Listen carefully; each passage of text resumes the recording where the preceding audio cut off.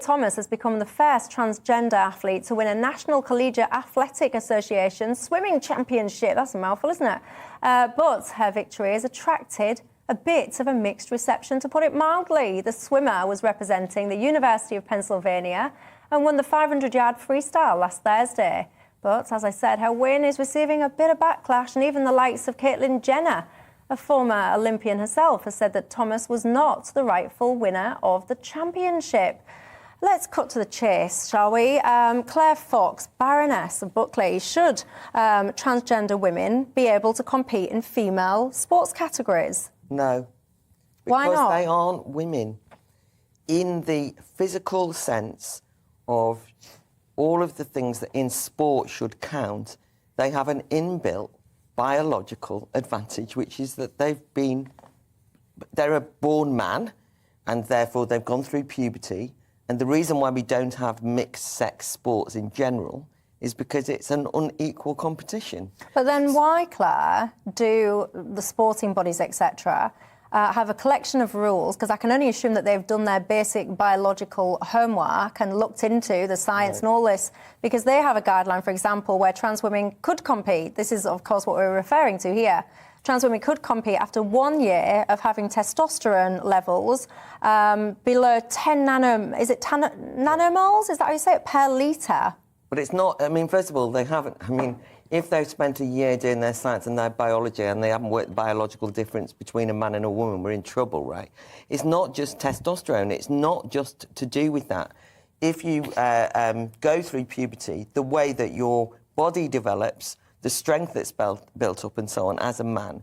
And in this particular controversy, I think the problem is that we get into a tangle over language. Now, you've just said, you know, Leah Thomas won, she won, you know, it's her, and so on and so forth. And then it looks like you're being unfair to a woman. And it's very difficult, but I have to just say this is a male-bodied competitor.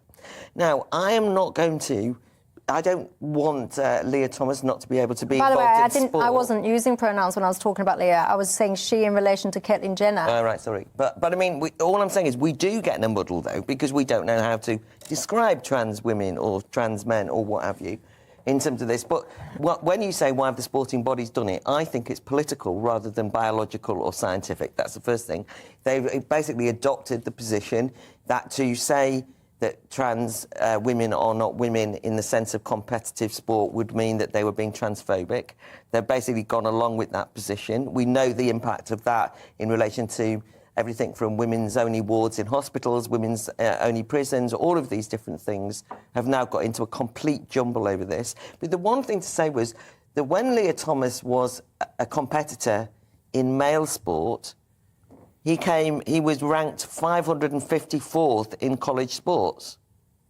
I mean, what happened was not that his swimming increased. He went into a different category, i.e. into women's swimming, and now he's the champion. Yeah, I mean, She's the champion. Leah is the champion. What I'm saying is that that's not because of an increase in sporting prowess. That's because the competitor was entered into a women's category. So are you saying that all trans women have a competitive advantage over biological women? Well, why didn't that, the weightlifter, Laurel Hubbard, why didn't she win then? Well, they've got a competitive advantage. Doesn't mean they're any good. That's a completely different thing, right? I mean, you know, like, there's lots of males in the world, men in the world, who if you put them into the swimming pool with those swimmers would be hopeless. But if a man is biologically stronger, Daniel, if a man is biologically stronger than a woman and the sport is lift something, then one would assume that the biological man would win the biological female and lift more.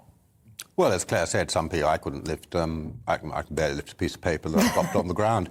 So it depends what you're good at. I generally agree with Claire. It's cheating. That's what it is. It's a form of cheating. And how can it be cheating if the rules say it's OK? Oh, well, because the rules have been written so as to allow cheating. It's as simple as that. And they've been written that way, as Claire says, because sports bodies have been ideologised, bullied, harassed, persuaded, taken over by, whatever, people who hold this view as a matter of ideological belief. Yeah, a matter of faith. Martin? Ha! Man waves into minefield. Looking forward to being branded. Welcome to GB Good News, stuff. Martin. Looking forward to being branded as trans exclusionary radical feminist and never eating lunch in Stoke Newington again. I mean, the bottom line, I have to largely agree with Claire and Daniel, I'm afraid. The bottom line is that sport should be a level playing field. Of course, everyone should be able to participate in sport, but it seems unfair to have certain people with certain bodies from birth coming up against the sort of people they wouldn't normally come up against, as it were, in an unequal contest. How you resolve that, whether you measure hormone levels, testosterone levels, whether you measure weight and height levels, whether you even have a different category for trans people, you know, an entirely separate sporting category, I don't know.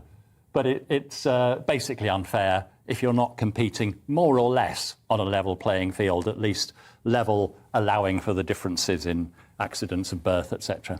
But hang on, because the single most important psychological factor, physiological factor for endurance athletes is haemoglobin. Haemoglobin levels are higher in men, which allows more oxygen to get into the muscles, but haemoglobin levels follow the testosterone. So within weeks of starting testosterone suppression, then testosterone levels will be within female norms. So what they're saying is that the science means that you can make various amendments/interventions to make it a more level playing field. Well, there's another piece of science is men generally, not in all cases, men generally have longer limbs and longer muscles to go with them, and longer muscles can move greater loads. And that's not affected by testosterone.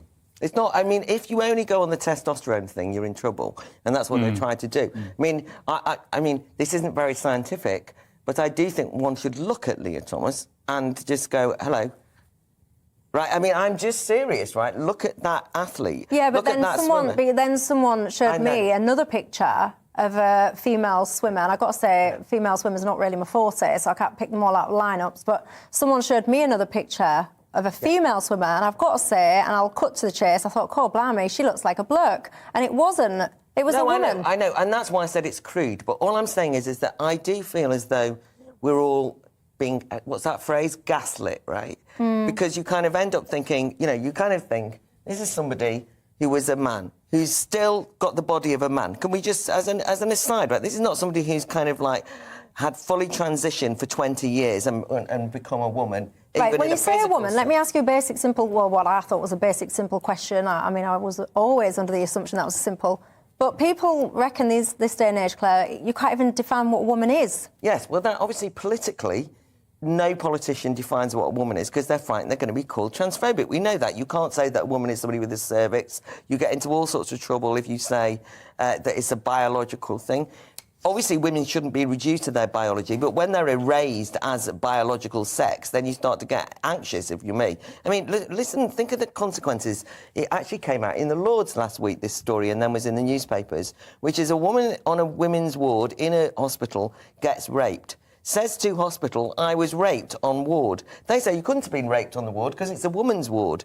It takes a year, and actually a baroness, as it goes, Baroness Nicholl, to raise this in the House of Lords, but then the NHS to admit that actually there was a transgender woman on the ward, but because they said it was all a women's ward, therefore the woman couldn't have been raped. And it's like you're kind of going, but there was somebody who raped me.